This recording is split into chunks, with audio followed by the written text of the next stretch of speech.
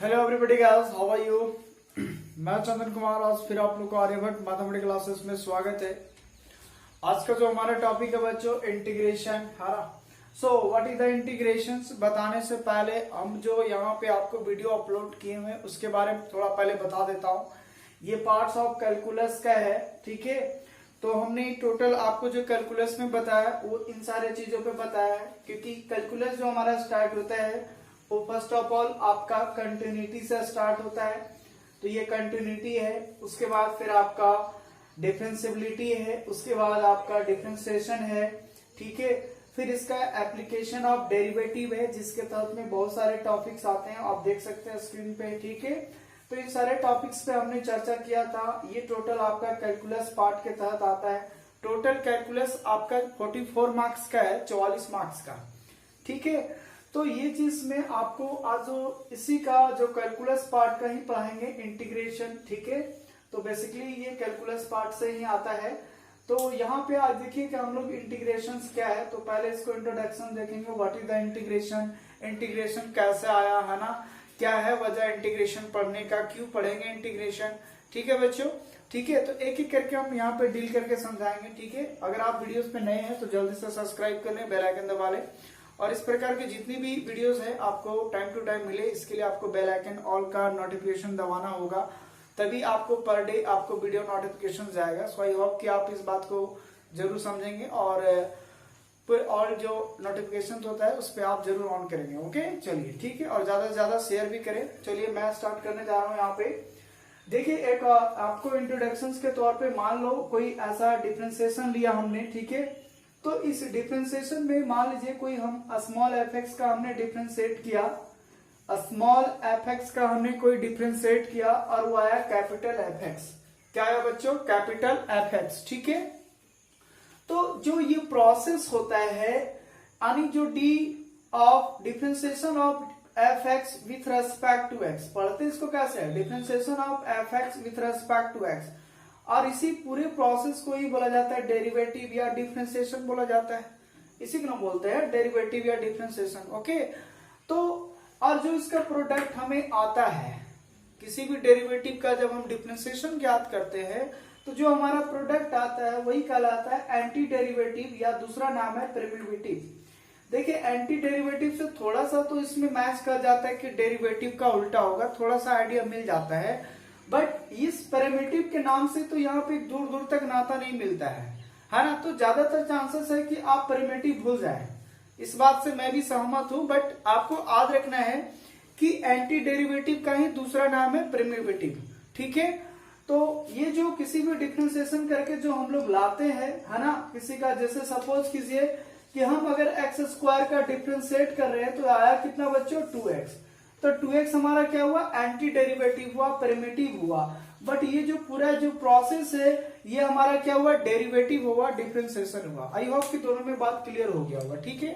मैं इसलिए बता रहा हूं ताकि आगे जो मैं बताने वाला हूं वो धीरे धीरे आपको क्लियरिटी मिलते जाएगा, ओके। चलिए अब यहाँ पे देखिए, कहता है the expression that given all this anti derivative is called the indefinite integral of the F x. यानी इस एफ एक्स के लिए हमारा इंडिफिनिट इंटीग्रल कह सकते हैं इस एंटी डेरिवेटिव को। यानी यहाँ पे जो आएगा यही तो हमारा है एंटी डेरिवेटिव। इसका मतलब ये हुआ कि एंटी डेरिवेटिव या प्रिमिटिव को दूसरा नाम ये भी जाना जाता है इंटीग्रल, इंडिफिनिट इंटीग्रल। दूसरा नाम क्या है बच्चों? Indefinite integral. अभी से ही दिमाग में वो चीज मैं डाल रहा हूँ जो क्लियरिटी आगे देने वाला हूँ। धीरे धीरे आइए, मैं आपको पूरा क्लियरिटी कर दूंगा कि इंटीग्रेशन क्या था, ओके। तो ये इसको हम लोग एंटी डेरिवेटिव को कहेंगे, है ना, इंडिफिनिट इंटीग्रल। जो भी एक्सपेंशन होगा दिए हुए सभी, है ना, एंटी डेरिवेटिव का। दूसरा point, the process of finding the F x. What is the F x? So this F x, small f x और कैपिटल एफ एक्स में थोड़ा सा आप अंतर करके लिखते जाइएगा और नोट करते जाइएगा, ठीक है। So this process of finding F X is called anti differentiation या integration. So what is the integration? यही पे आ रहा है, देखिए इंटीग्रेशन क्या है। इंटीग्रेशन का ही दूसरा नाम है एंटी डिफरेंशिएशन। अब दिमाग में आता होगा सर ये आनी कहने का मतलब है कि जो हम डिफरेंशिएशन करते थे उसी का यहाँ उल्टा होने वाला कहानी है इंटीग्रेशन में। बोले हाँ, यही चीज मैं अभी दिमाग में आपको डालना चाह रहा हूँ, ठीक है। तो धीरे धीरे ये बात समझ में आएगा कि हर बार में मैं एंटी डिफरेंशिएशन बोल रहा हूँ, एंटी डेरिवेटिव बोल रहा हूँ, प्रिमिटिव बोल रहा हूँ, इंटीग्रेशन बोल रहा हूँ, इन चारों वर्ड का मतलब एक ही चीज हुआ, इंटीग्रेशन। बात समझना, जिसको स्टैंडर्ड लैंग्वेज में हम लोग इंटीग्रेशन बोलते हैं। तो बेसिकली ये आपका एक प्रोसेस है इस एफ का फाइंड करने का, ठीक है, जिसको हम लोग बोलते हैं एंटी डिफरेंशिएशन या फिर इंटीग्रेशन। जो इसको फाइंड करने का तरीका होगा, जब इसको ये जो एफ का जब हम लोग फाइंड करेंगे, है ना, तो उस एफ को फाइंड करने का जो तरीका है वही हमारा एंटी डिफरेंशिएशन है और इंटीग्रेशन कह सकते हैं, या फिर एंटी डेरिवेटिव कह सकते हैं, प्रिमिटिव कह सकते हैं। आई होप कि यहां तक बात क्लियर हो गया होगा, ठीक है। उसके बाद आते हैं थर्ड मंथ में, ये चीज देखिए आपका। अब आता है इंटीग्रेशन, हमारा दो टाइप्स का होता है। इंटीग्रेशन कितनी प्रकार के होते हैं बच्चों? दो प्रकार के होता है। एक होता है इंडिफिनिट इंटीग्रल्स और दूसरा होता है डेफिनिट इंटीग्रल्स। तो यहाँ पे दो पार्ट आपको इंटीग्रेशन का पढ़ना है। देखिए काफी लंबा चैप्टर है इंटीग्रेशन, थोड़ी से आपको धैर्य करके रखना होगा और बेसिकली आपको पर डे वीडियो देखना होगा और उसको धीरे धीरे नोट्स करते जाना है। हार्ड नहीं है, बट ये थोड़ा लंबा प्रोसेस है, तो लंबा है तो उसके लिए आपको भी थोड़ा तैयार रहना होगा। तो बेसिकली आपको करना क्या है, पर डे आप जो वीडियो देखें उसको नोट करते जाएं, ताकि एग्जाम टाइम में कोई प्रॉब्लम ना हो और अच्छे से ये बात क्लियरिटी आपको मिल सके कि वाकई में जो मैं वर्ड लिखा हूं वो अच्छे से लिखा है या नहीं लिखा है, राइट। सो आप इन बातों को जरूर समझेंगे और आप जरूर नोट्स करते जाएंगे, और आप अगर नहीं निकालें तो जल्दी से निकालें और उसको नोट्स करते जाएं। ओके, चलिए यहाँ पे देखिए इंटीग्रेशन दो प्रकार का, एक हमारा होता है इंडिफिनिट इंटीग्रल और दूसरा होता है डेफिनिट इंटीग्रल।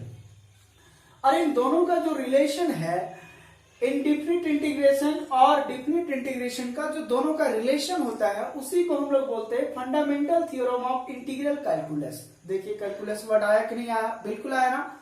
तो यहाँ पे इस दोनों का जो रिलेशन होता है उसी को हम लोग बोला जाता है fundamental theorem of integral calculus. Fundamental theorem of integral calculus, ठीक है। किसका रिलेशंस को बोला जाता है? तो डेफिनिट और इंडिफिनिट इंटीग्रेशन को। ओके, तो इंटीग्रेशन दो टाइप का हुआ, इंडिफिनिट और दूसरा डेफिनिट। अब यहां से हम लोग एक कहानी स्टार्टिंग इससे करेंगे, इंडिफिनिट इंटीग्रल से, और पूरा कहानी चलेंगे कि what is the indefinite integration, क्या है, किस प्रकार से इसका काम करता है, कैसे हम लोग यहाँ पे फाइंड करते हैं इंडिफिनिट इंटीग्रेशन को, ठीक है। अच्छा, एक चीज मैं यहीं से मीनिंग क्लियर कर देता हूँ। इंडिफिनिट और डेफिनिट का मतलब क्या हुआ? इंडिफिनिट का हिंदी अगर हम बात करें तो जिसका कोई अंत ना हो।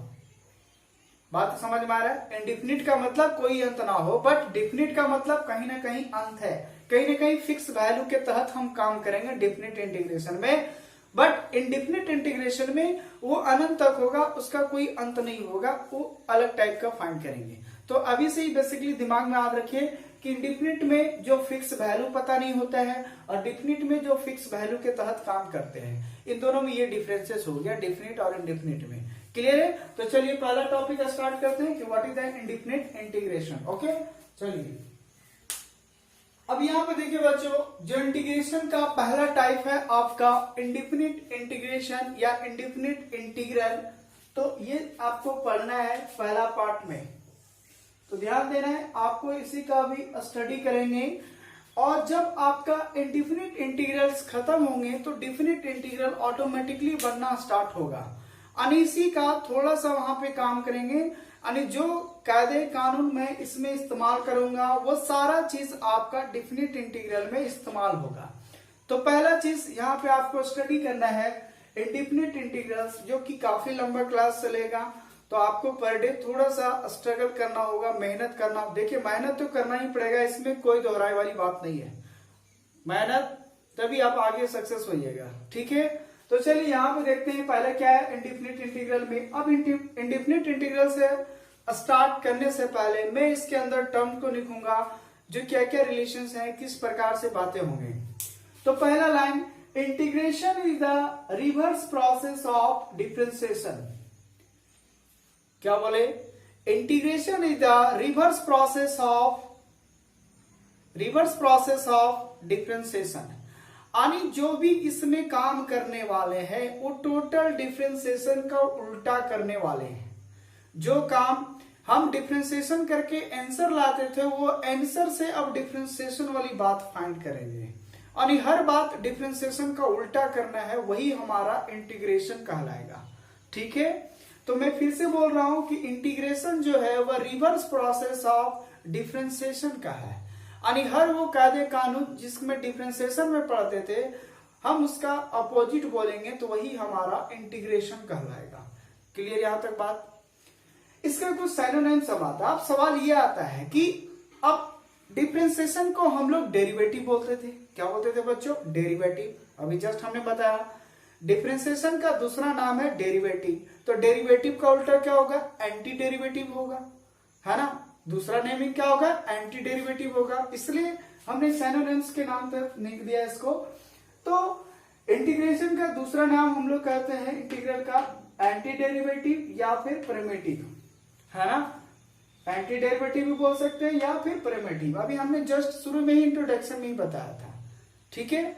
अब आता है तीसरा बात कि हमने अभी जस्ट माना था, तो यहां पे मान लेते हैं कि इफ किसी का हमने डिफरेंशिएशन किया small f x plus c का, ध्यान से सुनिएगा, हम एक फंक्शन है f x plus c, c is any constant, धीरे धीरे बात बताएंगे कि सी क्या है, फंक्शन एफ एक्स क्या है ना, और जो इसमें इंटीग्रेशन का उस प्रकार का क्या क्या होगा, धीरे धीरे समझिए।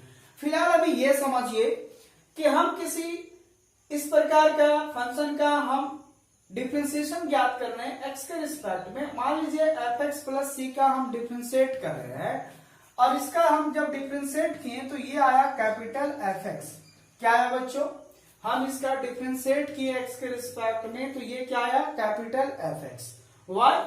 मान लीजिए एफ एक्स का डिफरेंशिएशन कैपिटल एफ एक्स है और सी का क्या हो गया? 0 हो गया, क्योंकि सी यहाँ पे क्या काम कर रहा है? कांस्टेंट। तो 0 प्लस एफ एक्स क्या बचेगा? एफ एक्स बचेगा, ठीक है।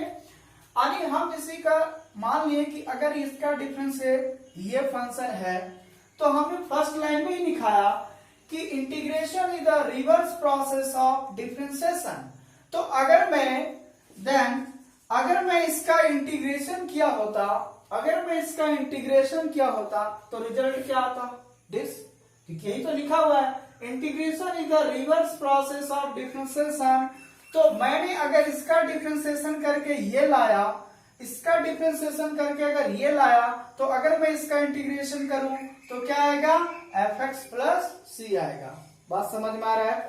तब हम लोग अगर हम इसका इंटीग्रेशन करेंगे कैपिटल एफ एक्स को वो भी एक्स के रिस्पेक्ट में, तो ये हमारा हो जाएगा स्मॉल एफ एक्स प्लस सी।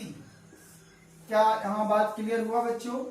सिंपल सी जो मैंने फर्स्ट लाइन लिखाया उसी के आधार से लिख रहा हूं, अभी कोई फॉर्मूलाज वगैरह नहीं लिखा मैं सिर्फ इसी लाइन को मैं यहाँ पे ट्रू कर रहा हूं कि किसी फंक्शन का अगर हम डेरिवेटिव ज्ञात किए वो आया कैपिटल एफ एक्स, तो अगर मैं इसका इंटीग्रेशन, क्योंकि integration is the reverse process of differentiation, इसका मतलब अगर हम इसका इंटीग्रेशन करें तो हमें ये रिजल्ट देगा। तो इसका मतलब हर कोई फंक्शन जो कैपिटल एफ एक्स का हम इंटीग्रेशन करेंगे तो वो हमें देगा स्मॉल एफ एक्स प्लस सी। अब मैं ये पूरा कहानी बताऊंगा कि इस प्रकार का ये जो चीज लिखे हैं उसको क्या बोलते हैं, है ना, ये क्या है, इसके अंदर ये क्या है, dx क्या है, fx क्या है, c क्या है, इन सारों बातों पे अब हम यहाँ पे एक एक करके चर्चा करेंगे, ठीक है। तो यहाँ पे जान लीजिए ये जो हमारा है, ये जो सिंबल आप देख रहे हैं उसको बोलते हैं, इसको हम लोग बोलते हैं साइन ऑफ इंटीग्रेशन। क्या बोलते हैं बच्चों? साइन ऑफ इंटीग्रेशन, है ना। यानी हम लोग साइन ऑफ इंटीग्रेशन को हम लोग इस प्रकार से सिंबल में लिखते हैं। ये जो लिखा हुआ है थोड़ा सा एस जैसे लिखते हैं, ये मान लीजिए एस है तो इसको थोड़ा सा लंबा खींच दीजिए इस प्रकार से। ऐसे नहीं करना है, आराम से थोड़ा सा इधर और थोड़ा सा इधर मुड़ना चाहिए। तो इसको बोलते हैं हम लोग साइन ऑफ इंटीग्रेशन। एक इंटीग्रेशन का सिंबल है, इंटीग्रेशन का क्या है बच्चों? एक सिंबल है, ठीक है। तो ये हमारा इंटीग्रेशन का सिंबल हो गया। तो पहला चीज यहाँ पे इसको हम लोग क्या बोलेंगे? Integral sign. क्या बोलेंगे बच्चों? इंटीग्रल साइन, है ना। तो ये हमारा हो गया इंटीग्रल साइन हो गया बच्चों, है ना। अच्छा, अब सवाल आता है, इसका तो बात हो गया कि इसको क्या लिखे हुए, तो ये हमारा इंटीग्रल साइन है इस प्रकार से जो लिखा हुआ है सो। अच्छा, अब यहाँ पे आता है ये एफ एक्स को क्या बोलते हैं, है ना। इस एफ एक्स को बोलते हैं हम लोग इंटीग्रांड। क्या बोलते हैं? इंटीग्रांड, यानी जिसका हम इंटीग्रल फाइंड करेंगे, ठीक है। तो इस फंक्शन को हम लोग बोलते हैं इंटीग्रांड। क्या बोलेंगे इसको? इंटीग्रांड, है ना। ध्यान से सुनते जाइएगा बच्चों, पूरा डिटेल से बताऊंगा, कभी प्रॉब्लम नहीं होगा। इंटीग्रेशन ये पूरा बेसिकली है, जो पूरा डिटेल से बता रहा हूं एक एक पार्ट से कि क्या क्या चीज होता है। तो ये हमारा हो गया इंटीग्रल साइन, इसके अंदर में जो जिसका हम काम करेंगे वो आपका हो गया इंटीग्रांड। क्या हो गया? इंटीग्रांड। अच्छा, अब सवाल आता है dx क्या है?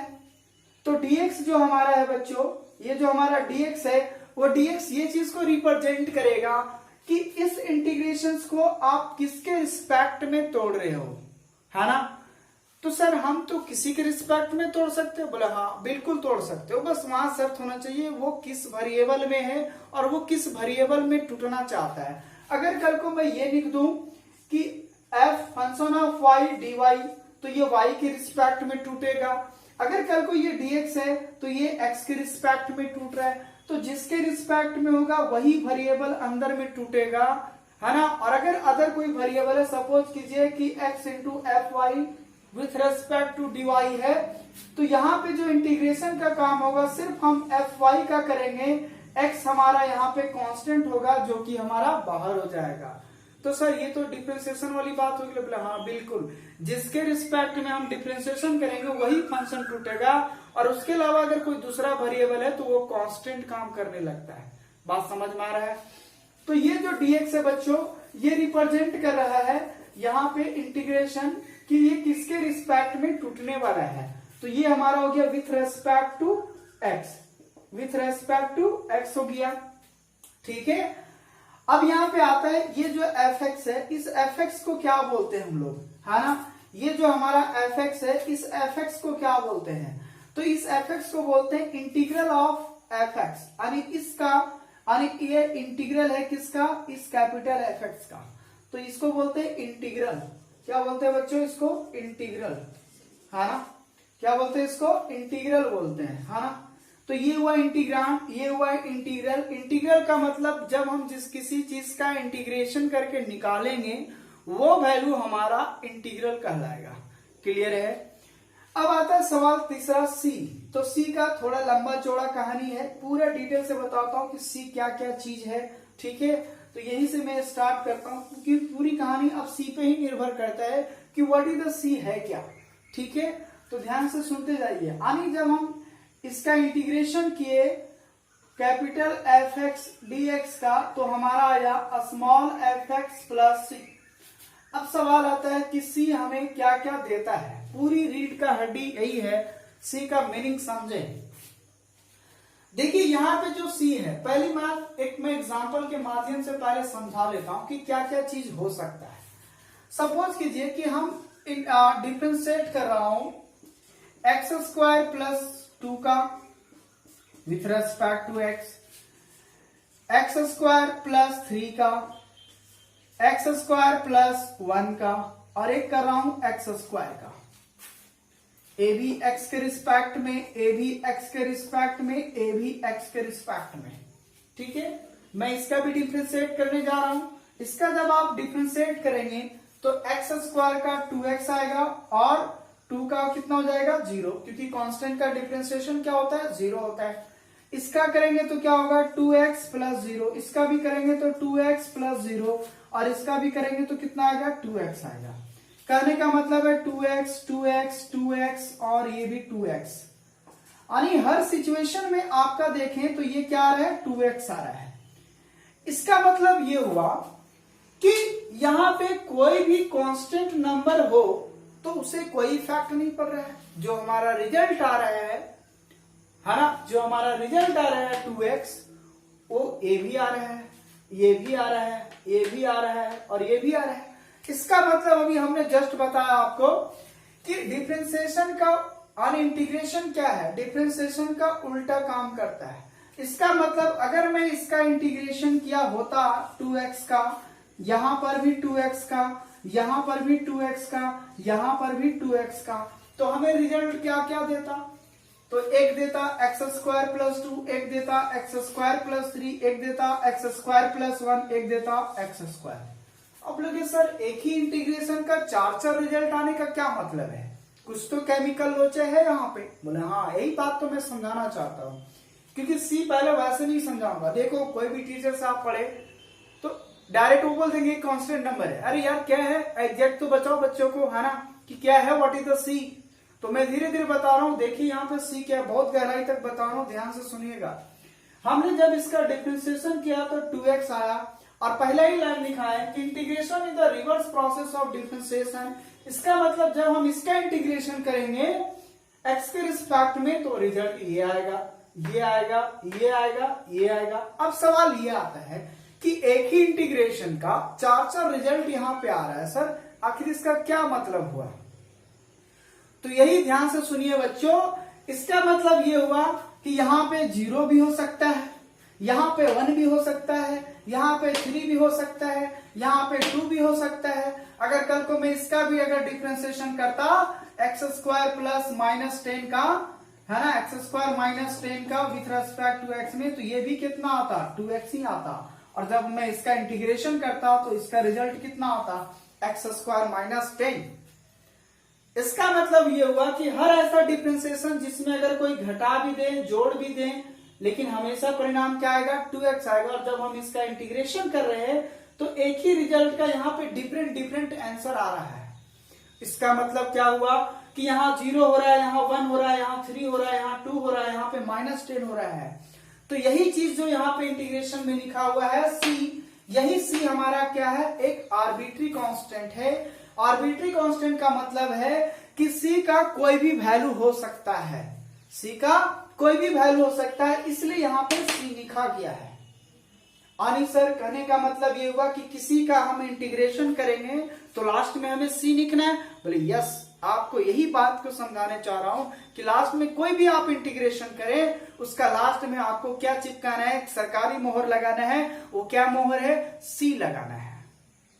अब सी को और भी दुनिया में नाम से जाना जाता है, क्या क्या नाम से जाना जाता है, C is any constant, C is arbitrary constant, C is integrating constant, है ना, सी बिलोंग्स टू आर। देख रहे हैं बहुत सारे नंबर से जान रहे हैं हम। टोटल ये चीज दिखा देंगे, आपको टेंशन नहीं लेना है। मैं सिर्फ ये समझाना चाहता हूं कि सी है क्या। तो सी देखिए हर सिचुएशन में एक ही इंटीग्रेशन का बहुत सारा वेरी कर रहा है कांस्टेंट नंबर, इसलिए हम लोग यहाँ पे किसी भी इंटीग्रेशन का यहाँ पे जब हम इंटीग्रांड को सॉल्व करेंगे इंटीग्रेशन में, तो लास्ट में हम लोग सी लिखेंगे और यहाँ पे लिखना होगा where c is any constant number. यानी कोई भी हो सकता है, 0 भी हो सकता है, 1 भी हो सकता है, 3 भी हो सकता है, 2 भी हो सकता है, माइनस 10 भी हो सकता है, माइनस 20 भी हो सकता है, माइनस 10 भी हो सकता है, √2 भी हो सकता है, 1/2 भी हो सकता है, कुछ भी हो सकता है, वॉट एवर कुछ भी हो सकता है सी का वैल्यू। इसलिए यहाँ पे सी का वैल्यू, इसका मतलब आप फिक्स नहीं होना सी का कि व्हाट इज द सी होगा क्या, एग्जैक्ट है क्या, नहीं। और कोई चीज अगर हमें ये चीज पता नहीं है कि एग्जैक्ट है क्या, तो वही तो इंग्लिश में बोला जाता है इंडिफिनिट। क्या है, इंडिफिनिट। तो आपको यहीं से पता चल गया होगा कि चैप्टर का नाम क्यों पड़ा है इंडिफिनिट इंटीग्रेशन, क्योंकि यहाँ पे c is a unknown value, c is a any value. यानी हम लोग इंडिफिनिट है, यहाँ पे डिफिनिट नहीं है, हमें पता नहीं कि c का वैल्यू क्या हो सकता है। और जो चीज हमें पता नहीं है उसी को बोला जाता है इंडिफिनिट। और जब यहाँ इंटीग्रेशन पढ़ रहे हैं तो यही किसी का नाम पड़ गया आपका इंडिफिनिट इंटीग्रल। तो चैप्टर समझ में आ गया कि क्या चीज में क्लियर कर रहा हूं, है ना। इसका मतलब सी को ही बोला जाता है इंडिफिनिट इंटीग्रेशन। बात समझ में आया, ठीक है। तो चलिए, तो आई होप कि ये बात क्लियर हो गया कि सी क्या चीज है, सी आखिर क्यों लिखते हैं, तो इसके वजह से लिखते हैं कि क्योंकि सी कोई भी नंबर हो सकता है। क्लियर। अब देखिए ये जो हमारा सी है, सी को क्या क्या बोल सकते हैं, ध्यान से सुने, है ना। तो सी हमें क्या क्या दिया, देखिए C is a any constant, C can be any constant, C can be any constant, ठीक है। C हमारा क्या है, कोई भी कांस्टेंट नंबर हो सकता है, ठीक है। C is a indefinite, C value of C is indefinite, indefinite। यानी सी का जो वैल्यू है क्या है, एक इंडिफिनिट वैल्यू है जिसे कोई पता नहीं कि कौन सा वैल्यू हो सकता है, ठीक है। इसका मतलब ये हुआ कि अगर सी इंडिफिनिट है तो C is so we called indefinite integration. Indefinite integration, है ना। और इसी को बोलते हैं हम लोग इंडेफिनिट इंटीग्रेशन, और इसी को ही बोला जाता है इंडेफिनिट इंटीग्रेशन। बात समझ में आ रहा है? अच्छा, और भी सी हमें देता है, क्या क्या देता है? C is a also known as arbitrary constant, C is also arbitrary constant, arbitrary constant. C का दूसरा नेमिंग क्या है बच्चों? Arbitrary constant. इसका मतलब आप क्या समझते हैं? आर्बिट्रेरी का मतलब पहले ये बताएं कि आर्बिट्री कांस्टेंट का मतलब क्या होता है। तो देखिए मैं बताता हूं आर्बिट्री कांस्टेंट का मतलब क्या होता है। ये होता है मध्य वाले वैल्यू। आई होप की बात समझ में आ गई। मध्यस्थ इसको बोलते हैं इंग्लिश में। आर्बिट्री का मतलब क्या होता है? मध्यस्थ, जो इधर का और इधर ना होकर बीच वाला वैल्यू होता है, ठीक है। अब बीच वाला वैल्यू क्या होगा? जैसे आप एक क्वाड्रेटिक इक्वेशन सॉल्व करते हो, क्वाड्रेटिक इक्वेशन सॉल्व करते हो, सपोज कीजिए कि एक आया x-2, एक आया x-3 बराबर 0। तो एक सिचुएशन में x का वैल्यू यहाँ दो चीज आपका सैम्बल आपका यहाँ पॉसिबल है। एक x का वैल्यू 2 भी हो सकता है, x का वैल्यू 3 भी हो सकता है ना। x का वैल्यू 2 भी और 3 भी हो सकता है। तो ये वेरिएबल और ये कांस्टेंट नंबर है। तो ये वेरिएबल और कांस्टेंट का बीच का जो नंबर होता है ना, वही हमारा आर्बिट्री कांस्टेंट होता है। और ये आर्बिट्री का मतलब ये हुआ किसी का अगर वैल्यू हम अगर 10 बोल दिए तो वो 100% है कि वो 10 ही होगा। 10 के अलावा फिर दूसरा नंबर आप नहीं ले सकते हैं। सी में ये खासियत है।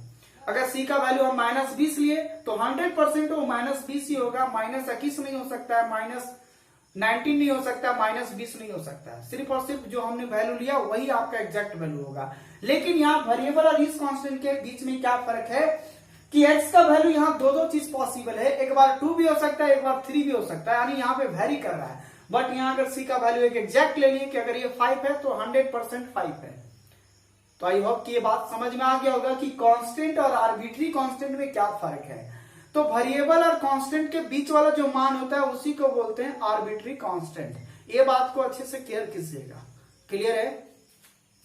तो सी को दूसरा नाम से और भी जाना जाता है, एक आर्बिट्री कांस्टेंट होता है। अच्छा, तो सर अगर कोई भी नंबर बिलोंग करेगा, इसका मतलब कोई भी रियल नंबर में बिलोंग करेगा? बिल्कुल एग्जैक्ट यही है कि सी जो है वो बिलोंग करेगा एनी टाइम आपका रियल नंबर में, है ना। यानी सी बिलोंग्स टू रियल नंबर। किसमें बिलोंग करेगा बच्चों? एक रियल नंबर में हमारा बिलोंग करेगा। क्लियर है? अच्छा, दूसरी दुनिया वाले और भी लोग जानते हैं C is a integrating constant, C is a integrating constant, है ना। सी को और दूसरा नाम से क्या जानते हैं बच्चों? इंटीग्रेटिंग कांस्टेंट के नाम से भी जाना जाता है। ठीक है, तो सी को हम लोग इंटीग्रेटिंग कांस्टेंट बोलेंगे। सी बिलोंग्स टू आर होगा, सी एक आर्बिट्री कांस्टेंट होगा, सी इज इंडिफिनिट इंटीग्रेशन इसी को बोलते हैं। सी का वैल्यू इंडिफिनिट होता है। सी एक कोई भी कांस्टेंट नंबर हो सकता है, क्योंकि यहां लिखा है कोई भी एनी कांस्टेंट। हम ये नहीं बोले कांस्टेंट है, एनी कांस्टेंट यानी कोई भी कांस्टेंट। इसका मतलब हम जो वैल्यू लेंगे वह सी के लिए फिक्स वैल्यू होगा। बात समझ में आया? आई होप कि सी के बारे में जरूर क्लियरिटी मिल गया होगा कि क्या है सी।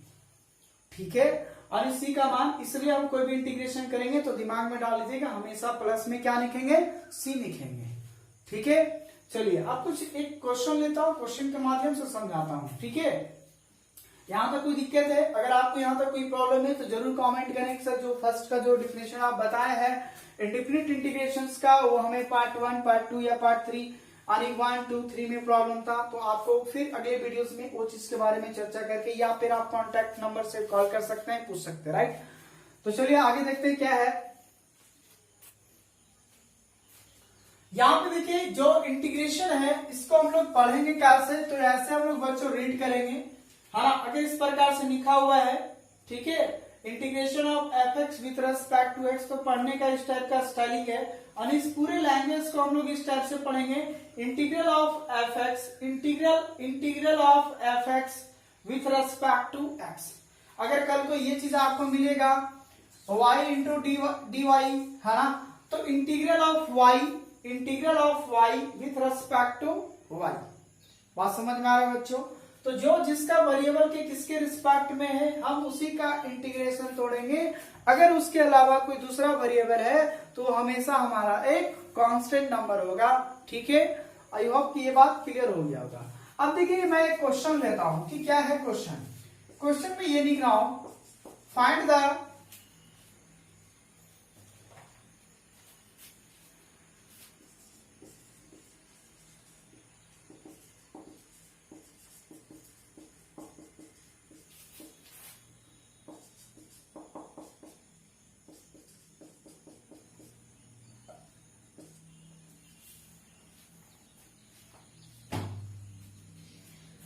अब सपोज कीजिए कि मैं एक क्वेश्चन लेता हूं, कहता है find the primitive of x cube plus 3 with respect to x square plus 2। इतना मैं बेसिकली जरूर जानता हूं कि अगर आप फिजिक्स फर्स्ट ईयर में पढ़े हो या कुछ भी 12th का भी थोड़ा मोड़ा अगर क्लास किए तो इतनी तो इंटीग्रेशन जरूर बेसिक वाला कंप्लीट हो गया होगा कि इंटीग्रेशन का फार्मूलाज वगैरह। बट मैं अभी फार्मूला नहीं निकाया, फार्मूला का चार्ट नहीं निकाया, सिर्फ आपको डिफिनेशन के माध्यम से मैं इसको बता रहा हूं कि कैसे इसको सॉल्व करेंगे। कोई फार्मूला नहीं, कोई लिस्ट नहीं, ठीक है। अब देखिए सवाल आता है कि find the primitive of x cube plus 3 with respect to x square plus 2। So what is the permittivity. तो ये देखिए प्रिमिटिव का मतलब ही बताए थे क्या, इंटीग्रेशन। क्या बताए थे बच्चों, इसी का दूसरा नाम क्या है, इंटीग्रेशन। अब यहाँ पे क्या क्या वर्ड लिखता, तो यहाँ एक बार लिख सकता था एंटी डेरिवेटिव, एंटी डेरिवेटिव, हाँ एंटी डेरिवेटिव। इसी का दूसरा नाम क्या लिखता बच्चों, एंटी डेरिवेटिव, एंटी डेरिवेटिव, है ना। और क्या लिख सकता था इसका, एंटी डिफरेंशिएशन, एंटी डिफरेंशिएशन, है ना, एंटी डिफरेंशिएशन। और इसी का तीसरा नाम क्या लिख सकता था, इंटीग्रेशन। क्या लिख सकता था बच्चों, इंटीग्रेशन। तो देखिए एक ही वर्ड का क्या क्या मीनिंग हो सकता है, मैं वो चीज को मैं आपसे क्लियर कर रहा हूं कि find the integration, find the anti differentiation, find the anti derivative, find the primitive of किसका, इसका। इसका मतलब अगर मैं सॉल्यूशन करूं तो क्या कहना चाहता हूं उसको सुनिए। इसका मतलब ये हुआ कि आपको किसका इंटीग्रेशन ज्ञात करना है, इसका। तो इंटीग्रेशन का सिंबल ऐसा होता है, किसका ज्ञात करना है, तो एक्स क्यूब प्लस 3। किसके रिस्पेक्ट में ज्ञात करना है, तो एक्स स्क्वायर प्लस 2। क्या बात समझ में आ रहा है ये बात। देखिए इसका हमें इंटीग्रेशन ज्ञात करना है, तो इस इतना वर्ड का मतलब हुआ देश किसका, इसका। किसके रिस्पेक्ट में, तो एक्स स्क्वायर प्लस 2 के रिस्पेक्ट में। क्लियर है ना। इसका मतलब ये हुआ कि हम इसको और क्या लिख सकते हैं, क्या ये चीज लिख सकता हूँ, एक्स स्क्वायर प्लस 2 और प्लस 1। देखिए थोड़ा सा मैं एडिट कर रहा हूं, ध्यान से सुनिएगा, है ना। With respect to x square plus 2, है ना, ध्यान से सुनिए, ठीक है। क्या ये जो 3 है उसको 2 + 1 लिख सकते हैं, बिल्कुल लिख सकते हैं। अब थोड़ी देर के लिए एक ऐसा ही ये आगे ऐसे बताएंगे सब्स्टिट्यूशन मेथड, बट अभी आपको वो चीज इस्तेमाल नहीं करना है। एक बेसिकली जनरल नॉलेज के माध्यम से अगर मैं इसको एक चीज मान लू, को ऐसा एक चीज मान लीजिए, इसको एस मान लीजिए, टी मान लीजिए, कुछ भी एक वेरिएबल में इसको कन्वर्ट कर दीजिए। सपोज करो कि मैं इसको पुट कर रहा हूं, है ना, मैं यहां पुट कर रहा हूं। सपोज करो कि एक्स स्क्वायर प्लस 2 बराबर क्या पुट कर दे रहे हैं बच्चों, टी मान रहे हैं। यानी इतना के बराबर हम क्या मान रहे हैं, टी मान रहे हैं, ठीक है। इसका मतलब ये हुआ कि इंटीग्रेशन ऑफ ये हो जाएगा t + 1 हो जाएगा, क्योंकि इतना का वैल्यू t हो गया और प्लस 1 है 1 रखेंगे, और इतना का वैल्यू क्या है, t है। तो ये हो गया हमारा dt। क्या हो गया बच्चों, dt हो गया, ठीक है। अब हमें इंटीग्रेशन करना है इसको। क्या मैं यहाँ पे अलग अलग कर दूं, बोला जी सर आप अलग अलग कर दीजिए। तो dt/dt प्लस 1 में भी लगा देंगे 1 × dt, ठीक है। अब यहां देखिए इसमें भी dt लगा दिए और इसमें भी लगा दिए। अब मैं इसका इंटीग्रेशन लिखता हूं कि इसका इंटीग्रेशन क्या होंगे, इसका सोल्यूशन क्या होंगे। अब एक चीज बताइए, ये चीज क्या रिप्रेजेंट करता है, यानी यहाँ का जो वैल्यू है, ये जो चीज लिखा हुआ है कैपिटल Fx, ये किसी का डिफरेंशिएशन लिखा हुआ था ना। ध्यान से सुनिए क्या बोले, यहाँ पे जो वैल्यू लिखा रहता है वो किसी का डिफरेंशिएशन लिखा हुआ रहता है ना। इसका मतलब ये हुआ t किसका डिफरेंशिएशन है, आपको उसको जवाब देना है। t किसका डिफरेंशिएशन है। तो आई होप कि ये चीज अगर क्लियरिटी यहाँ मिल जाए। देखो t²/2 का हम डिफरेंशिएट कर रहा हूं, तो यहाँ देखिए 1/2 कांस्टेंट बाहर है, t के रिस्पेक्ट में अगर इसको डिफरेंशिएट करेंगे और t² का कितना होगा, 2t हो जाएगा। 2 से 2 कैंसिल हो गया, क्या आया t। क्या इसी का इंटीग्रेशन हम यहाँ पे करेंगे तो ये लाएगा कि नहीं आएगा। तो यहाँ पे जो वैल्यू लिखा हुआ था ना, वो किसका डिफरेंशिएशन किया था, है ना। तो t किसका डिफरेंशिएशन किया हुआ है, तो t²/2 का किया हुआ है। देख सकते हैं t बराबर निकला ना, जब इसको सॉल्व किए, इसका डिफरेंशिएशन किया, तो यहाँ पे क्या है t। और एक पहले ही लाइन में लिखा है कि integration is the reverse process of differentiation. अगर मैं इसका इंटीग्रेशन किया रहता तो क्या ये रिजल्ट आता, t²/2 आता। इसका मतलब ये हुआ कि जब हम इसका इंटीग्रेशन करेंगे तो ये आएगा टी स्क्वायर अपॉन 2 आएगा। ठीक है, क्या है बच्चों, टी स्क्वायर अपॉन 2। अब बोलेगा सर इतना कौन सोचेगा किसका डिफरेंशिएशन है, बोले सोचने का आपको कोई जरूरत नहीं है, मैं फार्मूला ऑफ लिस्ट निकालूंगा, उस समय सारी बात क्लियर हो जाएगा। सिर्फ अभी ये दिमाग लगाइए कि इसका जो इंटीग्रेशन जो लिखा हुआ है किसका डिफरेंशिएशन था, तो इसका डिफरेंशिएशन था टी, इसलिए टी बराबर लिखा हुआ है टी स्क्वायर अपॉन 2 लिखा हुआ है। बात समझ में आ रहा है। अब आता है दूसरी बात, वर्ग किसका डिफरेंशिएशन है, तो यहाँ टी के रिस्पेक्ट में तो आपको टी के ही सोचना है। तो एक देखिए, एक तो ये चीज हो गया। अब सोचिए अगर मैं ये चीज लिखूं dt बाई dt, तो इसका वैल्यू कितना होता है 1। इसका मतलब अगर हम 1 का इंटीग्रेशन किए रहते टी के रिस्पेक्ट में तो उसका आंसर क्या होता, टी होता। बात समझ में आ रहा है बच्चों, है ना। तो यही देखिए इस 1 के मतलब यानी क्या है टी, यानी 1 का इंटीग्रेशन क्या हो गया, टी हो गया, है ना। और लास्ट में हम लोग क्या लिखेंगे, ये आपको सी लिखना है। हर बार कोई भी इंटीग्रेशन करें, जब आपका पूरा इंटीग्रेशन का काम खत्म हो जाए तो लास्ट में आपको क्या लिखना है, सी। और बताए थे सी कोई भी एनी नंबर हो सकता है, क्योंकि यहाँ कुछ भी वैरी कर सकता है। अगर ये +2 कर दूं, है ना, +3 कर दूं, तो इसके लिए कल को अगर कोई कहानी खराब ना कर दे, इसलिए यहाँ पे सी। और सी इज अननोन नंबर, यानी सी कोई भी आर्बिट्री कांस्टेंट हो सकता है। ठीक है, तो ये हमारा इसका सोल्यूशन हो गया। और लास्ट में टी का वैल्यू बैठा दूंगा x² + 1, यानी बोले तो यहाँ पे हो जाएगा x² + 2 का whole square upon 2 plus x² + 2 और प्लस सी। ये हमारा इसका क्या हो गया, सोल्यूशन हो गया बच्चों, है ना। तो ध्यान से सुने कि क्या आखिर चीज किए, क्या यहाँ पे कोई फार्मूला का इस्तेमाल किए, नहीं किए। सिर्फ मैं आपको एक बेसिक डिफरेंशिएशन का बात बताया कि किसी भी डिफरेंशिएशन का क्या उल्टा हो सकता है। मैं डिफिनेशन के माध्यम से मैंने इसको सॉल्व किया। वैसे मैं जब फार्मूला आप चार्ट लिखाऊंगा तो आपको ये बात फटाफट क्लियरिटी मिलता जाएगा, बट अभी मैं डिफिनेशन के माध्यम के तहत में इसको सॉल्व किया हूं कि कैसे इसको करना है। ठीक है, अब सवाल आता है, मैं इसमें यही चीज नहीं समझा, इसमें और भी हमने एक कॉन्सेप्ट बताया। क्या कॉन्सेप्ट बताया, ध्यान से देखें। हमने ये चीज कहा कि अगर हम इंटीग्रेशन को, अगर यहाँ एडिशन है या सब्ट्रैक्शन रहेगा तो अलग अलग कर सकते हैं। और इस बात को आपने राजी कर दिया, बोले यस सर आप अलग अलग कर दीजिए।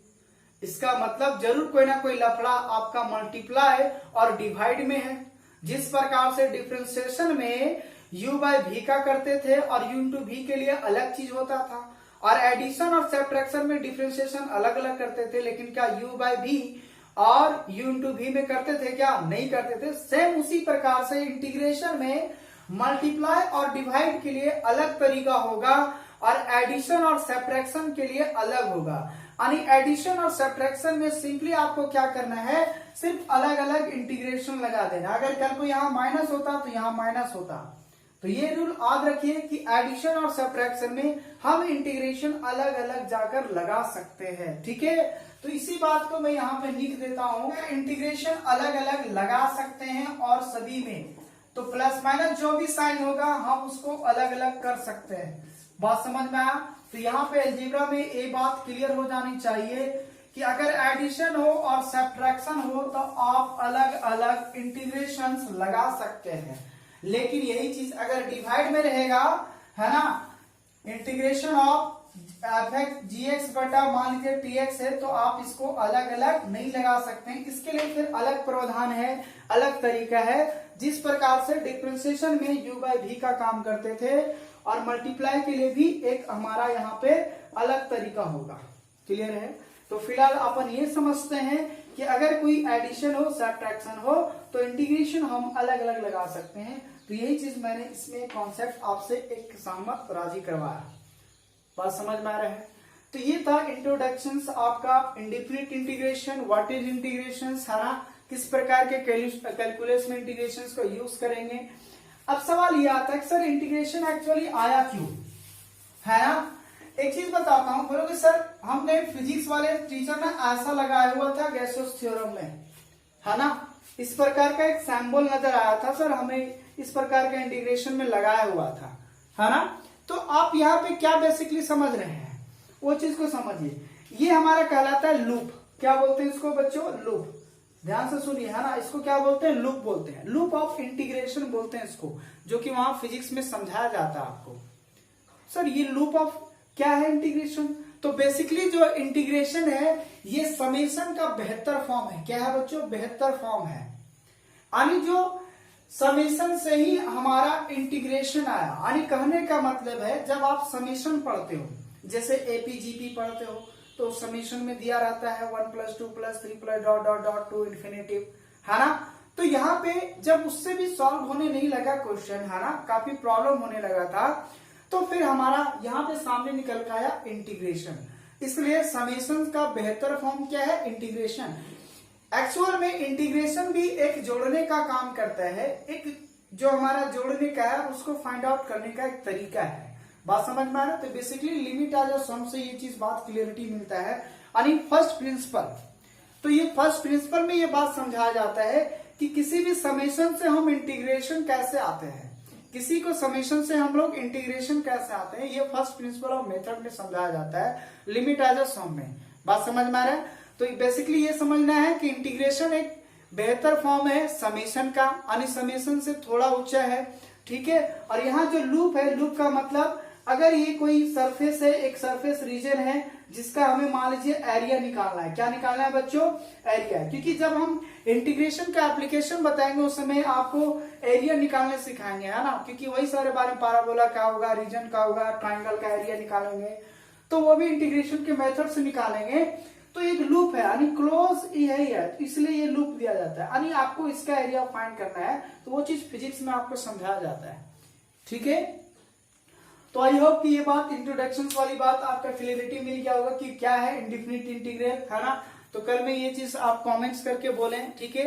उसके बाद आपको नेक्स्ट पार्ट में मिलेंगे, मैं इसका इंटीग्रेशन का चार्ट निकालूंगा, फार्मूला चार्ट, क्योंकि उसके बिना कहानी आगे चलना पॉसिबल नहीं है, ठीक है। तो क्योंकि अगर मैं अभी बताऊं तो वीडियो काफी लंबा हो जाएगा, इसलिए मैं वीडियो लंबा नहीं करना चाह रहा हूं, ताकि आपको घर बैठे बोर भी ना लगे और काम भी अपना पूरा हो जाना चाहिए, ठीक है। तो अब हम लोग इसका नेक्स्ट पार्ट में मिलेंगे, वो चीज आप देखना ना भूलें, क्योंकि अगर वो मिस किए तो समझिए पूरा इंटीग्रेशन मिस हो गया है, ठीक है। इसलिए आपको इसका सेकेंड पार्ट आपको देखना बहुत ही लाजिमा है, आपको दिखना ही है हर हाल में, उस वीडियो को आपको जरूर देखना है। अगर आप नए हैं तो जल्दी से सब्सक्राइब कर ले, बेल आइकन का ऑल नोटिफिकेशन सॉल्व कर ले, और अगर आप प्ले लिस्ट में देखना चाहते हैं तो यहाँ पे आई आता होगा, आप उसको प्रेस करें और हमारा प्ले लिस्ट खुलेगा, ठीक है।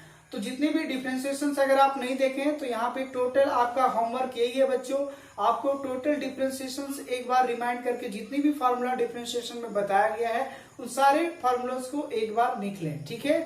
ऐसे तो मैं यहाँ बताऊंगा, बट आप अगर अच्छे से पहले से ही पढ़ के तो ज्यादा वो चीज समझ में आएगा, ठीक है। चलिए तब तक आप डिफरेंशिएशन का फार्मूला पढ़िए और यहाँ तक बेसिकली समझिए। अब नेक्स्ट पार्ट में मिलते हैं इंटीग्रेशन का, तब तक के लिए बाय, थैंक यू।